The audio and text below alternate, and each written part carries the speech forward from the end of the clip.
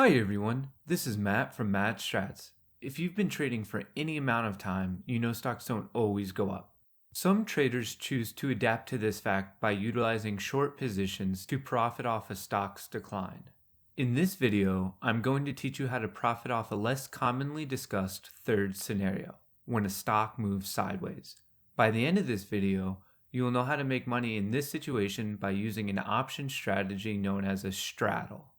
I will thoroughly discuss the concept behind this strategy and then put my money where my mouth is by showing you a live example of it in my own Robinhood account. My hope is that this trading technique resonates with you and maybe even makes you money one day. So, we know we want to use a straddle when we think a stock will be trading sideways, but how do we structure it? To create a straddle, you would sell both a call option and a put option at the same strike price. Both of these options would have the same expiration date. It should be noted that since both options were sold, this overall position is technically called a short straddle. If you were to buy both options, that would be a long straddle, which I will cover in another video. Alright. So you know a straddle is made by selling two options at the same strike price. I'm sure you still have questions about how this really works. Let's dive into an example to cover the basics. Say you have been following a stock, XYZ, and it seems to be going nowhere. In fact, it seems to be closely centered around $100. Even though it's not moving much, you decide to make some money off of it by placing a straddle. To properly make this position, you would start by selling a call option. The strike price would be $100, and let's say the premium is $2.80. Then, you would sell a put option at the same strike price, $100. Let's say the premium for this option is $2.20. Remember, both of these options must have the same expiration date. When properly created, you would be credited $500 to make this straddle. You would receive $280 from the first position and $220 from the second. You have now been credited $500 from your short straddle on XYZ at the $100 price point. It's time to fast forward to the expiration date and discuss how this could potentially play out. Because you know the stock market like the back of your hand, I'm sure you are mainly interested in the best case scenario. This scenario would be when the options expire and XYZ is trading at exactly $100. This means both options would be worthless and you would get to keep the premium you were initially paid. In other words, the max profit is equivalent to the premium you were credited to initiate the short straddle. Therefore, in this example, you would make $500. In my experiences with trading straddles, it is pretty rare for the options to expire at the perfect price. It is much more common for the stock's price to be somewhat close to the strike price of the two options. This means it is vital to know how close really is in order to be profitable.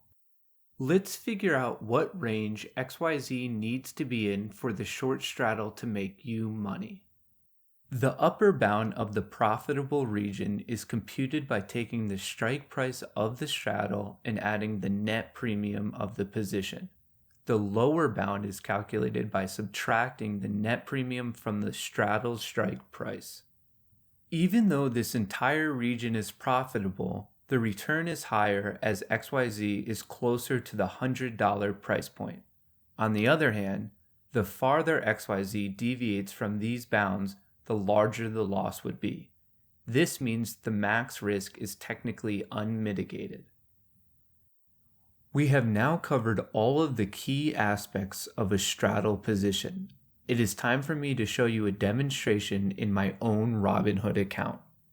After reviewing multiple stocks, I decided Verizon was a good contender for a straddle position because the stock appears to be stuck in a range. This low volatility is exactly the environment you would want for this particular strategy. When it comes to a short straddle, the less movement, the better. After selecting my expiration date, I sold both a call and a put.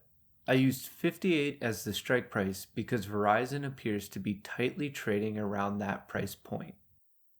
I was credited $1.07 for the call and $1.08 for the put. In total, the net premium was $2.15. This means I was paid $215 to create the short straddle on Verizon. This credit represents the maximum possible profit. I am doubtful the stock will be precisely at this value when the options expire, so let's compute the profitable range. The upper bound is equal to the strike price plus the net credit, which is 60.15 in this case. The lower bound is equal to the strike price minus the net credit, which is 55.85. As long as Verizon is trading within this range when the options expire, this straddle position will be profitable. If it is trading outside of this range before the options expire, I can choose to cut the position if the risk to reward no longer matches my trading style. Thanks for watching until the end. I hope you found my explanation of short straddles to be insightful. I would appreciate it if you could hit the like button and leave a comment. It really helps with the YouTube algorithm. Your support means a lot to me. If you enjoy this type of content, subscribe for more. Best of luck in the markets, and as always, may the odds be in your favor.